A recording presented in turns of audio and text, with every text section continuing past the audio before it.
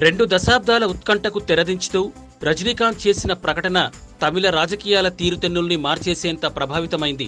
దేవుడు శాసిస్తే రజనీ పాటిస్తాడు అంటూ తన రాజకీయ రంగ ప్రవేశంపై ఎప్పటికప్పుడు మాట దాటవేస్తూ వచ్చిన సూపర్ స్టార్ సొంత పార్టీ స్థాపించి వచ్చే శాసనసభ ఎన్నికల్లో 234 స్థానాల్లోనూ పోటీ చేయాలని అనుకుంటున్నట్లు ప్రకటించడంతో అభిమానులకు ముందే సంక్రాంతి వచ్చినట్లయింది.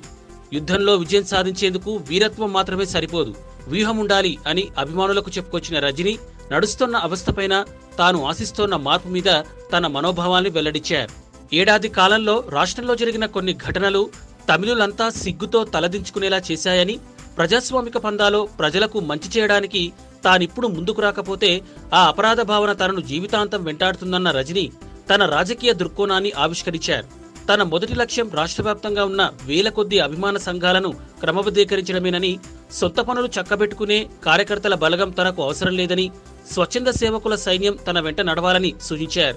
జయలలిత మరణంతో పాలకపక్షం దిక్కులేనిది కావడమే కాదు, ఎవరూ పూడ్చలేని రాజకీయ శూన్యం ఏర్పడింది.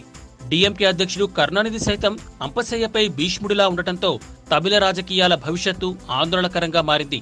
జయలలిత ప్రాతినిధ్యం వహించిన ఆర్కే నగర్ ఉప ఎన్నిక ఫలితం డీఎంకే, ఏఐఏడీఎంకేలకు చావుదెబ్బ లాంటిది. ఈ పరిస్థితిని ముందే పసిగట్టిన కమల్ ఇప్పటికే రాజకీయాల్లోకి వస్తున్నట్లు ప్రకటన చేశారు.